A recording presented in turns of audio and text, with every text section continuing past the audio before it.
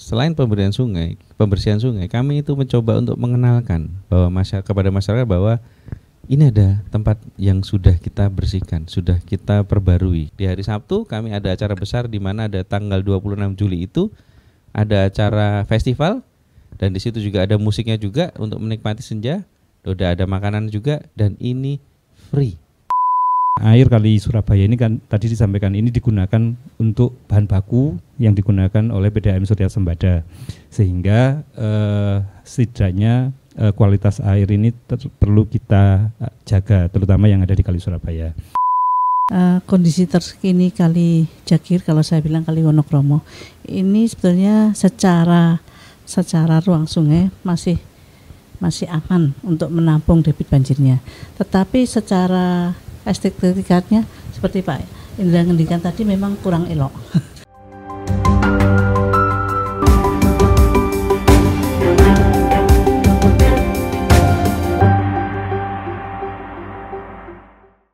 Jagir, sungai yang kita panggil rumah. Di balik gemericik air yang mengalir tenang, tersimpan kisah masa kecil yang tak pernah hilang. Sumber kehidupan, napas yang memberi daya, terdapat jiwa-jiwa menggantungkan asa. Jagir bukan sekedar sungai yang melintas. Ia saksi tumbuhnya cinta, usaha yang tak terbatas. Di tepinya, keluarga merajut harapan. Waktu memang berlalu, kenangan pun bertahan. Namun, tak selamanya air membawa bahagia. Ia kini menampung luka, sunyi, dan derita. Limbah dan sampah menutup cermin jernihnya, menenggelamkan cerita yang nyaris terlupa. Tapi harapan belum mati, masih ada nyala. Di tangan kita, perubahan bisa bermula.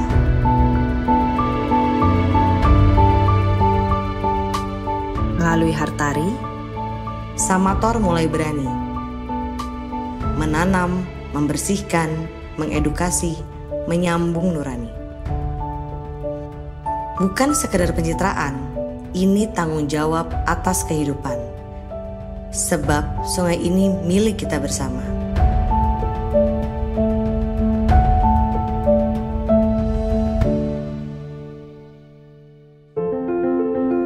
Ia hanya tahu siapa yang peduli, siapa yang hadir, meski dalam sunyi.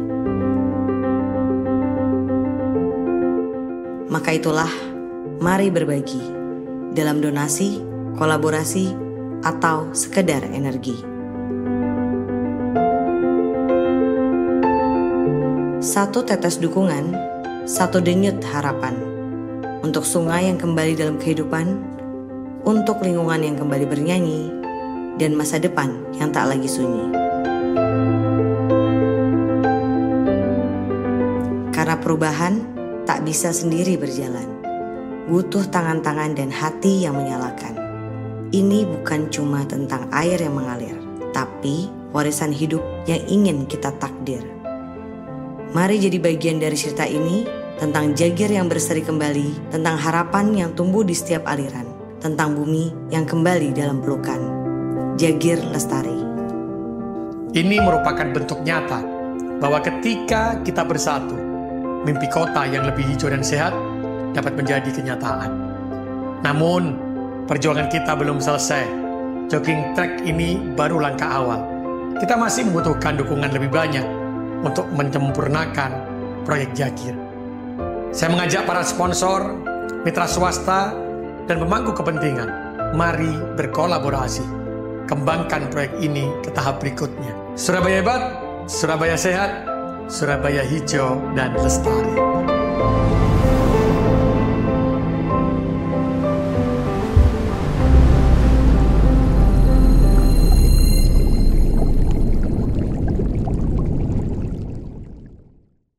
Halo Tribuners, kembali lagi bersama saya Cindy dalam wawancara eksklusif Tribun Jatim Network dan Harian Surya. Dan untuk episode kali ini Tribuners, kita akan membahas tentang salah satu kawasan bersejarah nih di Surabaya yang memiliki peran vital dalam sistem tata air kota, yakni Sungai Wonokromo atau yang juga dikenal sebagai Sungai Mas. Nah, sungai ini merupakan kanal peninggalan Belanda yang dibangun sebagai bagian dari sistem pengendalian banjir Sungai Brantas.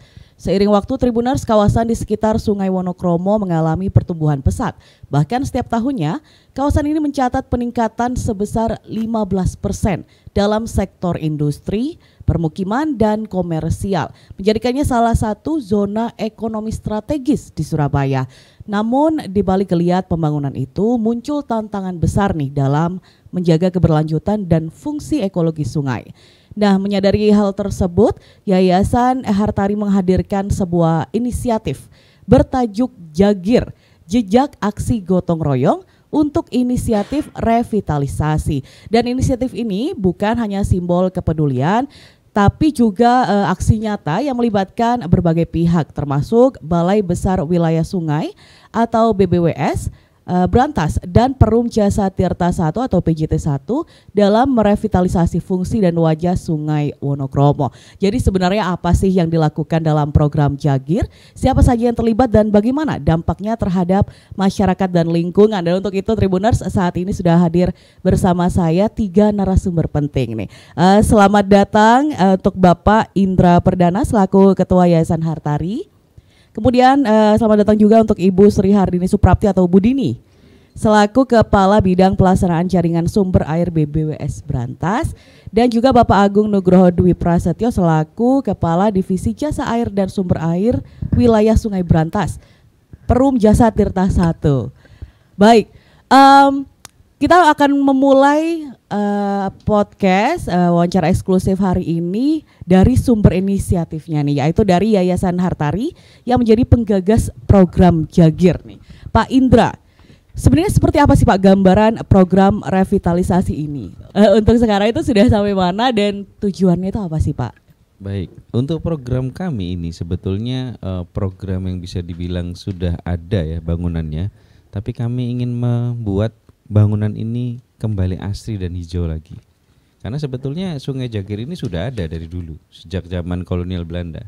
Tetapi semakin ke sini seperti tadi pertumbuhan banyak orang, 15% tadi, membuat sungai ini menjadi tidak bersih kembali. Sudah banyak industri, sudah banyak manusia yang ada di sekitarnya. Sungai ini menjadi kurang elok untuk dilihat dan kurang bersih. Nah, maka itu kami membuat sebuah program Jagir. Program ini yaitu membangun semua yang ada di bantaran sungai itu dipercantik kembali, diperluas dan juga dibuat sebagai aktivitas zona hijau baru. Karena di Surabaya ini zona hijau baru yang di bantaran sungai cuma ada Kalimas saja. Sedangkan yang di Jagir atau wilayah timur ini masih belum banyak. Dan ini bisa, kalau ini sudah selesai, bisa panjang hampir 6-7 kilometeran. Tujuannya Pak itu untuk membuat zona hijau baru nih di Surabaya. Nah, kemudian ini kan lokasinya menarik sekali Pak, di pinggir sungai. Ini ada tema tersendiri nggak sih? Sebetulnya tema untuk pinggir sungai ini sama ya, kita punya slogan namanya Let River Be River. Biarkan sungai itu menjadi nadi kehidupan. Kenapa sungai ini kita atur kembali, kita hijaukan kembali, agar orang-orang yang di sekitar situ memahami bahwa arti pentingnya sungai. Manusia tidak bisa hidup tanpa air. Disitulah sungai ada, manusia pasti ada di sekitar situ. Kenapa kita ingin manusia datang kembali ke situ? Agar manusia bisa makin peduli. Dengan tema-tema seperti ini kami ingin mengajak orang-orang, ya mungkin anak-anak muda sekarang yang suka dengan senja bisa menikmati senja di pinggir sungai. Yang dulu sungainya kotor, kemudian rumputnya masih banyak, sampahnya masih banyak, kita edukasi masyarakat untuk tidak buang sampah di sana, membantu merawat di sana, sampai kita buatkan jogging track untuk masyarakat bisa beraktivitas. Ini akan menjadi salah satu tempat estetik baru nih di Betul. Surabaya. Untuk itu Pak, ya kapan dan di mana sih tepatnya kegiatan Jagir ini dilaksanakan? Kegiatan Jagir ini itu sudah kita buat itu di antara Jembatan Nginden menuju Jembatan Mer. Nah, kita juga kerjasama. Panjang ya Pak ya? Panjang, saat ini masih 200 meter dulu sebagai inisiatif, karena kita ingin mengajak para kolaborator atau perusahaan-perusahaan lain atau mungkin dari kontributor lain untuk bisa join untuk ke kami untuk bisa saling membangun. memperpanjang kembali jogging track tersebut. Karena kami sudah bekerja sama dengan BBWS maupun PJT untuk perizinan, untuk kemudian kita desain teknisnya seperti apa, kita sudah koordinasi sampai kita berhasil membangun jogging track ini yang mana nanti bisa diperpanjang lebih dari 200 meter dari yang sekarang sudah dibangun.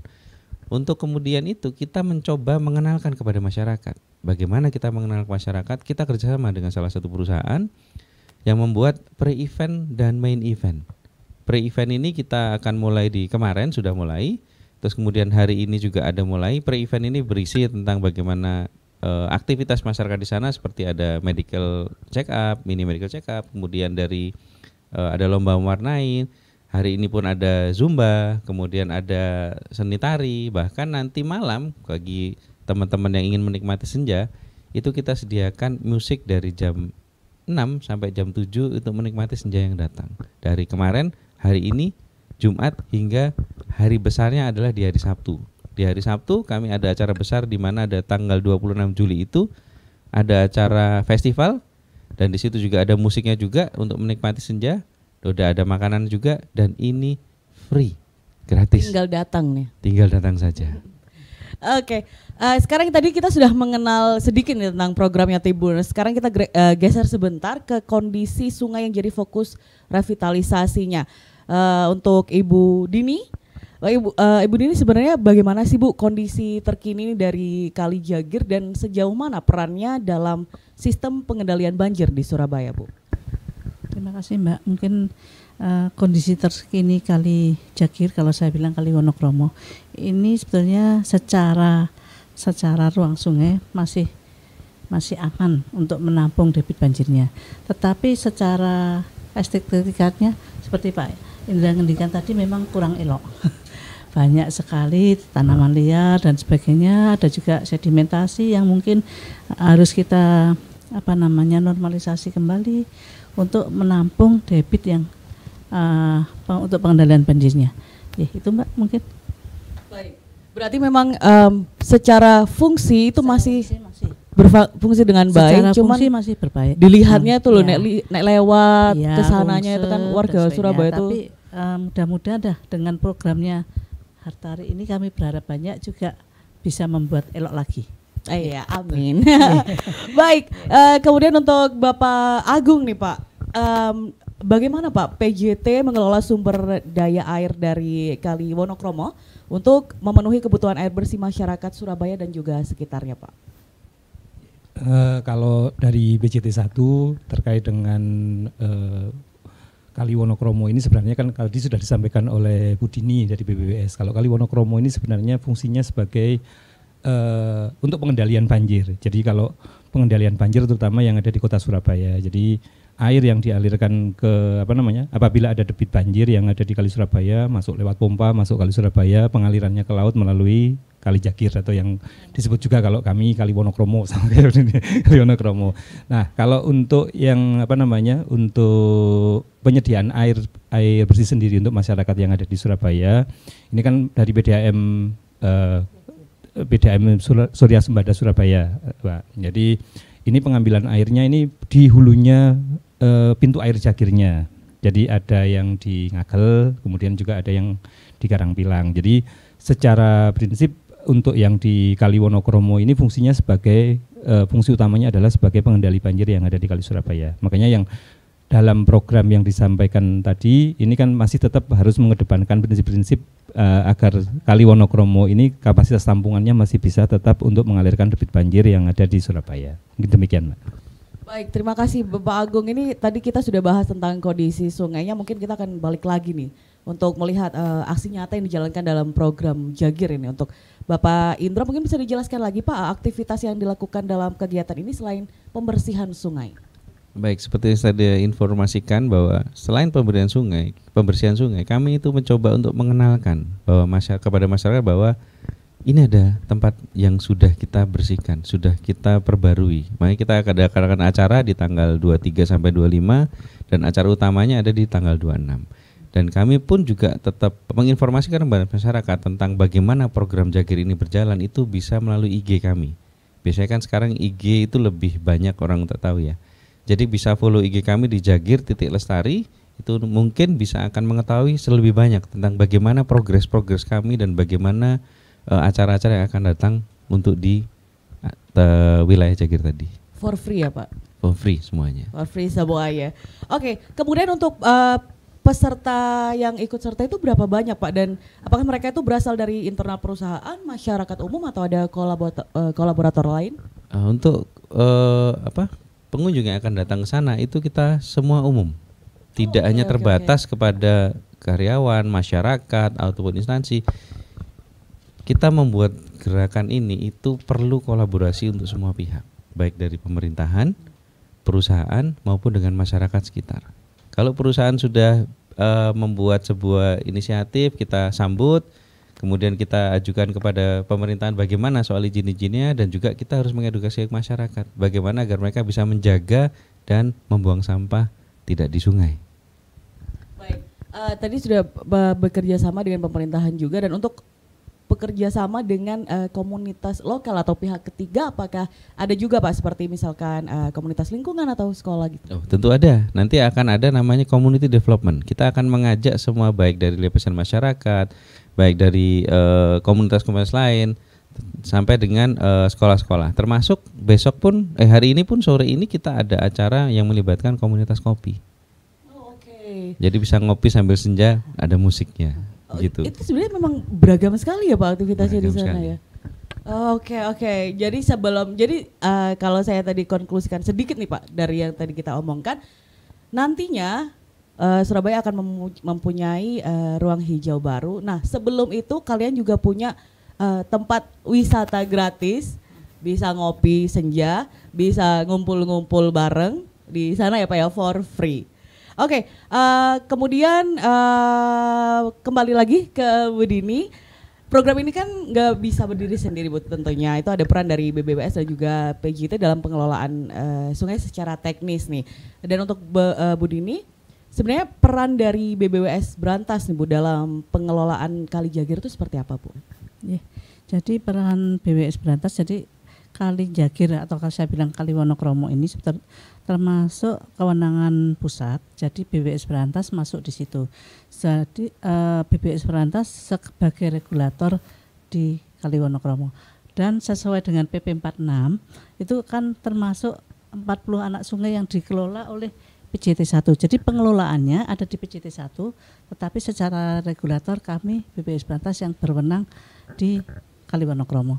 Jadi untuk secara konstruksi dan sebagainya kami pun sudah berkoordinasi dan dengan pemerintah provinsi Jawa Timur dalam hal ini Pemkot Surabaya dan juga PU SDA provinsi dan juga PJT, dan yang penting lagi pihak swasta termasuk dari Hartari ini. Jadi dengan adanya Hartari masuk kita lebih lebih nyaman lah.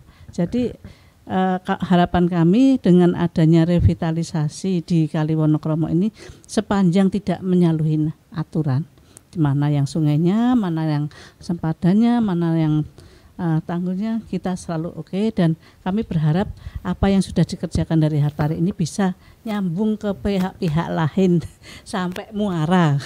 Harapan kami sih seperti itu. Jadi lebih safe lah. Yeah. Jadi bisa dimulai nih dari Hartari dan bisa selanjutnya juga dilaksanakan di yang lain-lainnya gitu ya Bu ya. Sepanjang Kali Wonokromo kan panjang nih sampai muara. Panjang sekali. Iya, itu siapa tahu nyambung ke pihak-pihak lain di sepanjang Kali Wonokromo itu. Iya, dan juga kalau tadi sampai nyambung panjang itu kita buat jogging track. Orang kalau mau lari itu bisa lebih panjang dan lebih suka kalau mau lari. Nggak perlu lebih sehat dan aman juga. Kalau orang kan sekarang lari di jalan ya, banyak jogging sendiri, ada motor lewat-lewat. Kalau kita sediakan tempat situ, dia bisa berlari sampai 5 km, 6 km sepanjang sungai itu akan lebih aman buat mereka. Dan terbayang sih Pak ya, view-nya nanti bakal bagus dan view senja sekali. Iya, aduh. Nggak sabar nih kayaknya ya. Baik, ini masih ke Bu Dini lagi. Bu Dini, BBWS itu apakah juga melibatkan masyarakat Bu dalam pengelolaan sungai, termasuk melalui kampanye kesadaran lingkungan? Ya, sebetulnya secara kegiatan kami selalu melibatkan masyarakat. Ini selalu Jangan sampai kita kerja nggak melibatkan masyarakat, bisa-bisa kita di demo nanti. Ya, jadi kami juga bekerja sama, terutama yang di bawah pengelolaan PJT 1 itu termasuk Kali Wonokromo, kan ada 40 anak sungai yang dikelola PJT 1. Ini sudah selalu melibatkan masyarakat dan perusahaan-perusahaan yang di sekitar. Yeah. Baik, terima kasih Bu Dini. Kemudian ini nanti ke Pak Agung. Pak Agung menunggu ini. Baik Pak Agung, mungkin bisa dijelaskan Pak Agung langkah-langkah yang dilakukan oleh PJT untuk menjaga kualitas air dari Kali Wonokromo, Pak Agung. Kalau di Kali Wonokromo ini kan sebenarnya bagian hilir yang dari Sungai Brantas. Jadi Sungai Brantasnya sendiri kan mengalir mulai dari Batu, dari Gunung Arjuno, kemudian mengelilingi hampir keseluruhan di mulai Malang, kemudian Blitar, Tulungagung, Kediri, akhirnya kan sampai di hilir di daerah mulai dari Mojokerto, Sidoarjo, kemudian sampai di Surabaya dan Gresik. Jadi kalau kita sampaikan terkait dengan kuantitas maupun kualitas air, sebenarnya ini pengaruhnya juga mulai dari hulu, tidak bisa kita hanya berbicara yang ada di hilir saja. Memang dengan kondisi saat ini dengan kalau di hilir ini kan wilayah perkotaan, sehingga kepadatannya penduduk kemudian yang mengarah ke sungai ini kan lebih banyak. Jadi memang potensi penurunan kualitas airnya lebih banyak yang ada di hilir. Jadi kalau dari kami terkait dengan kualitas, untuk menjaga kualitas air, kami tadi disampaikan oleh Bu Dini, kami adalah operatornya. Kalau dari BPWS ini adalah regulatornya.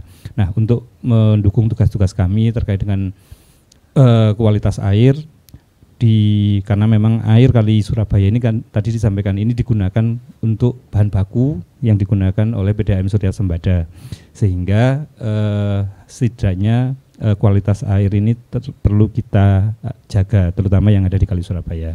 Nah, untuk program-program yang kami gunakan untuk pengelolaan kualitas air ini, di sepanjang Kali Surabaya ini kan banyak industri yang ada juga di sepanjang Kali Surabaya, sehingga di kami ada kegiatan pemantauan kualitas air. Ini ada kurang lebih 8 titik di sepanjang di Kali Surabaya. Dan ini kita rutin laporkan kepada BPWS, dinas-dinas terkait, sehingga hasil pemantauan kualitas airnya ini juga bisa diketahui oleh semua pihak. Kemudian untuk menjaga kualitas air ini yang memang di Surabaya ini kami ada istilahnya patroli sungai. Jadi kami bersama-sama dengan dinas terkait dari BPWS, kemudian dari Dinas Lingkungan Hidup dan instansi terkait, juga ada beberapa NGO melibatkan keterlibatan masyarakat untuk bareng-bareng melakukan patroli sungai yang ada di Surabaya. Tujuannya untuk bisa mengetahui, ini ada industri yang buang limbahnya misalnya langsung ke sungai tanpa ada pengolahan. Kemudian apakah ada perubahan penggunaan yang ada di bantaran sungai? Karena kan kualitas air ini tidak hanya dari limbah dari buangan dari industri saja yang mempengaruhi kualitas air, namun juga dari limbah domestik. Mungkin kita nggak kerasa ya, nggak kerasa. Sedikit demi sedikit buang masuk ke sungai, akhirnya itu juga akan mempunyai pengaruh yang besar terhadap kondisi kualitas air yang ada di sungai. Mungkin demikian. Iya, untuk tantangan terbesar Pak dan cara mengatasinya, apakah itu termasuk salah satu tantangan terbesar?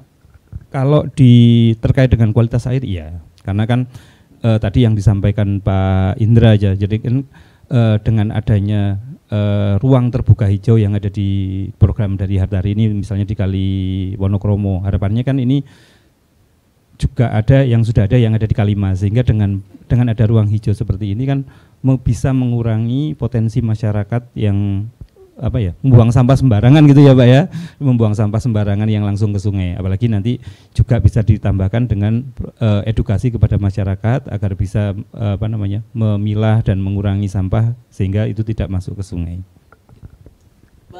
Baik, terima kasih Pak Agung. Dan ini kembali lagi ke program yang super exciting sekali nih Pak Indra. Mungkin bisa dijelaskan Pak tantangan terbesar nih Pak dalam pelaksanaan kegiatan Jagir ini? Baik, tantangan terbesar itu seperti yang kita coba dari awal sampai terakhir, yaitu tantangan terbesar itu banyak sekali yang bisa sampai multidimensi, berdinamika. Dan sampai sekarang ini kita juga bisa melihat bahwa tantangan terbesar yang paling kita bisa pantau sekarang itu adalah dari masyarakat yang belum memahami apa arti sungai itu. Jadi tantangan-tantangan ini yang kemudian kita coba breakthrough, coba kita pecahkan bersama dengan BBWS, PJT, termasuk kita juga bekerja sama dengan universitas yang baik dari negeri maupun swasta. Kita ajak bersama bagaimana untuk komunitas developmentnya ini, bagaimana mengembangkan atau mengubah mindset masyarakat ini terkait sungai. Bahkan seperti Bapak tadi bilang kan, kita tidak terasa mengotori sungai secara langsung. Tapi itu yang seperti yang kita lakukan setiap hari, bahwa memang masyarakat ini hanya melihat bahwa oh ini adalah air kotor, kita buang ke selokan, tapi endingnya juga sampainya di sungai. Nah itu yang perlu edukasi lebih. Bagaimana kita bisa memilah sampah dulu minimal, sampai dengan nanti kalau memang masyarakat sudah bisa menyadari lebih baik lagi, bagaimana cara membuang air deterjen. Oke. Itu memang harus, sebentar Pak, nggak boleh? Air deterjen itu bisa dibilang itu pencemaran lingkungan secara tidak langsung. Oke. Jadi kalau kita melihat sekarang ini banyak orang yang mesin cuci atau nyuci pakai biasa, busanya banyak, sabunnya terlalu banyak, baunya biar cepat wangi ya, bagus. Tapi hasil buangan airnya itu akan ke sungai. Dan kan meskipun dibuang di got ya, di got nanti kan mengalir ke sungai, begitu sampai ke sungai kemudian ada pompa. Nah, pompa ini yang kemudian kayak seperti diaduk akan nyedot keluar busanya lagi. Nah, itu yang nanti akan membuat sungai itu tidak sehat lagi. Berarti bukan hanya sampah yang seperti kayak bungkus deterjen, bungkus jajanan gitu, nggak hanya itu ya, tapi kayak air, kemudian apa, minyak gitu mungkin ya Pak? Betul, minyak. Kan sekarang ini memang kita kalau bisa kita pergi ke sebuah tempat makan ya, rata-rata kan yang tersertifikasi atau tempat makan yang bagus itu rata-rata punya oil trap. Dia airnya itu ada penyaring minyaknya. Nah kalau kita rumah tangga itu biasanya habis masak ya buang aja di di mana? Kalau nggak di selokan tempat cuci. Nah itu kemudian kan langsung masuk sungai sebenarnya, masuk got, terakhirnya di sungai. Itu malah yang udah hitam-hitam gitu kali ya. Betul. Minyaknya. Oke. Pak, kemudian ini nanti setelah kegiatannya selesai nih Pak Indra, itu bagaimana caranya untuk menjaga kebersihan sungai tetap berlangsung Pak? Apakah akan ada nih program lanjutan atau kolaborasi yang jangka panjang dengan masyarakat? Betul, untuk kolaborasi jangka panjang kita punya jangka panjang yang cukup panjang, karena program ini bukan program pendek, tetapi program ini kita akan continuous improvement sampai dengan bisa dibilang 10-20 tahun ke depan. Yang mana sekarang ini kolaborator kita ajak untuk membangun, sedangkan seperti yang saya diinfokan bahwa ada kampus-kampus yang bersedia untuk melakukan research community development, bagaimana mengubah mindset. Jadi jangka panjang ini yang nantinya tidak hanya bisa selesai tahun ini, tetapi bisa berkelanjutan sampai dengan 10-20 tahun ke depan. Karena merubah mindset manusia atau orang-orang yang tinggal di sana yang sudah lama, yang sering mungkin secara tidak sadar mengotori sungai, itu kita coba sadarkan bahwa dengan tindakan nyata yang sedikit demi sedikit mengurangi sampah, mengurangi pemakaian deterjen, itu bisa membantu air sungai lebih bersih. PJT juga lebih mudah mengolahnya nanti, dan juga BBWS juga lebih banyak untuk bisa melestarikan sungainya. Ini tuh seberapa susah sih mungkin Bapak Agung, Pak Indra atau Bu Dini untuk mensosialisasikan ini ke masyarakat Pak, bahwa pembuangan sampah yang tadi Pak Agung pernah bilang bahwa sedikit, tapi kan lama-lama sedikit itu satu rumah ada berapa, satu lingkungan, satu RT itu ada berapa rumah, dikalikan aja seperti itu kan, itu berapa susah sih sebenarnya? Monggo. Kalau terkait dengan limbah domestik ini kan tadi sudah disampaikan Pak Indra, ada yang bentuknya cair, ada yang bentuk padat ya. Nah kalau yang bentuknya padat ini kan mungkin di tahap awal ini kan bisa dipilah-pilah, mana yang sampah plastik, mana yang sampah sampah organik. Kalau sampah plastik mungkin masih bisa didaur ulang, kemudian sampah yang organik juga mungkin bisa dimanfaatkan lagi untuk jadi pupuk atau yang lain. Kemudian kalau untuk yang sampah yang masuk dalam kategori B3 berarti kan ada pemilahan tersendiri yang itu harus perlu treatment tersendiri. Nah memang terkait dengan kesadaran masyarakat ini memang ini perlu dibangun secara bertahap ya Pak ya, Pak Indra ya, nggak bisa langsung seperti ini, karena memang mungkin kita memang dari mungkin dulu dari awal kita budayanya sudah ada sungai langsung pembuangannya semuanya masuk ke sungai. Nah ini biasanya ngikut ya Pak ya, karena di sananya sudah yang lainnya buang di sini ya udah gitu ya Pak. Nah ini kan tapi dengan pemahaman, dengan edukasi yang bersama-sama bisa disampaikan kan, tentunya apabila kelihatan mungkin dengan program dari Hartari ini yang nanti kelanjutannya mungkin kan bisa di sepanjang Kali Wonokromo, dengan lingkungan sungai yang kelihatan bersih gitu kan, mungkin kan ini akan bisa timbul kesadaran di masyarakat. Eman kalau bahasa Jawa ya ini, eman sungai ini wis api gitu, karena untuk kok dikotori lagi. Nah ini kan sedikit mungkin jadi kalau sudah kondisinya bersih, orang kan kalau mau buang sampah sembarangan di area yang sudah kelihatan bersih kan jadi sungkan. Jadi harapannya dengan program Jagir ini nanti bisa melibatkan juga keterlibatan tidak hanya dari Hartari aja, tadi disampaikan Pak Indra, banyak pihak yang terkait untuk bisa bersama-sama. Jadi kita menjaga Kali Surabaya, Kali Wonokromo yang ini sama-sama kita tahu jadi bahan baku air minum, mungkin kalau yang bagi warga Surabaya terutama ya, karena ini airnya juga nanti yang diolah kemudian dinikmati jadi bahan baku air minum yang ada di Surabaya. Baik, terima kasih Pak Agung. Kembali lagi nih ke program Jagir nih Pak Indra. Apakah kegiatan ini akan menjadi agenda rutin tahunan nih Pak dari Hartari? Nah, seperti saya bilang tadi bahwa ini program jangka panjang. Jadi pasti setiap tahun akan ada. Setiap tahun pasti kita akan mencoba untuk memberikan edukasi masyarakat, membangun mungkin jogging track tambahan baru, termasuk kita ingin perusahaan-perusahaan atau mungkin kolaborator yang lain seperti masyarakat bisa sama-sama membangun lagi untuk melestarikan sungai tersebut. Jadi ini bukan jangka pendek, karena jangka panjang ini mari kita pakai slogan Let River Be River. Itu artinya sungai yang menjadi nadi manusia, nadi kehidupan manusia yang ada di sana. Dan semoga dengan adanya ini juga mungkin membuat hawa Surabaya yang lumayan hot potato ini ya, hot potato panas kentang ini juga dengan adanya ruang hijau baru akan membantu nih untuk warga Surabaya juga. Oke, kemudian nih Pak Indra, kemudian ada rencana untuk memperluas program ke wilayah sungai lainnya Pak, udah ada bayangan belum? Sementara ini kami ingin fokus kepada seluruh Jagir dulu. Begitu sudah Jagir ini selesai, baru kita akan cari proyek yang lebih besar lagi. Mungkin bisa tidak di Jawa Timur, mungkin ada wilayah lain yang membutuhkan pengalaman kami dalam mengatur semua pembangunan wilayah Jagir ini. Bisa di wilayah lain seperti di Jawa atau Kalimantan atau Sumatera, kita bisa akan kolaborasi ke sana. Kita tidak menutup kemungkinan kolaborasi dengan yayasan-yayasan lain yang mungkin perlu pengalaman kami dalam hal menata untuk proyek Jagir ini. Baik, kemudian untuk Pak Indra nih, harapannya Pak dari Hartari terhadap dampak jangka panjang dari kegiatan. Kalau harapan Hartari sangat jelas sekali. Sungai menjadi tempat rujukan baru untuk orang beraktivitas, menikmati masa sore di situ atau pagi hari.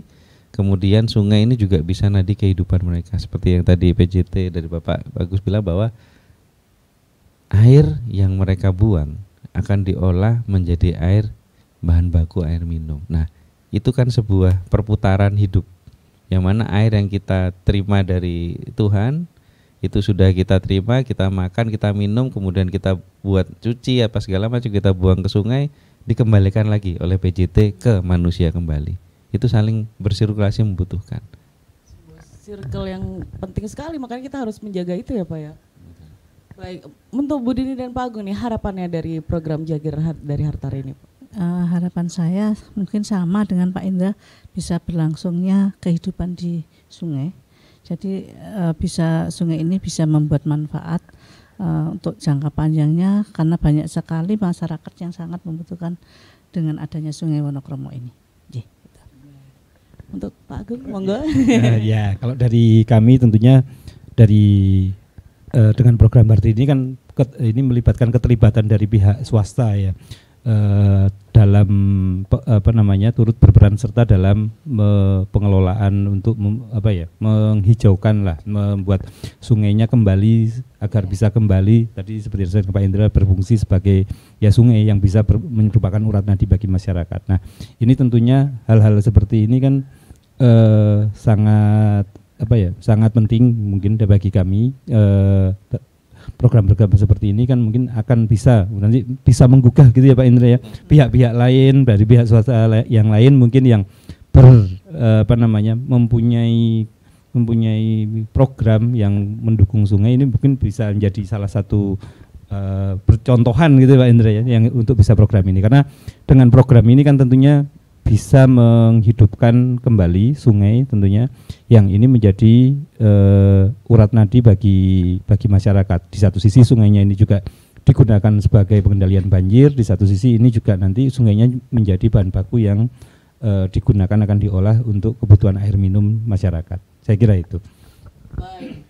Dan ini untuk pesan terakhir nih Pak Indra, Bu Dini dan juga Pak Agung untuk masyarakat agar ikut menjaga sungai ya di lingkungan mereka sendiri. Monggo Pak Indra mungkin. Kalau saya mencoba untuk pertama mengurangi deterjen. Untuk limbah cairnya kurangi deterjen kepada ibu-ibu yang di rumah yang mungkin mencuci atau semua itu tolong dikurangi deterjennya. Banyak busa bukan berarti bersih. Banyak busa bisa jadi itu polusi untuk sungainya yang akan datang. Termasuk tadi dari Bapak Agung juga sudah menyampaikan bahwa perlu adanya pemilahan sampah domestik atau sampah yang mungkin makanan, kemudian sampah plastik, itu sampah kertas itu sudah bisa dipisah dari rumah. Kenapa seperti itu? Agar memudahkan mana yang bisa diolah, mana yang langsung bisa dijadikan pupuk untuk kebutuhan yang lainnya. Itu bisa dimulai dari diri sendiri ya Pak ya, dari startnya, mungkin dari artinya belum ada program yang semoga secepatnya ada.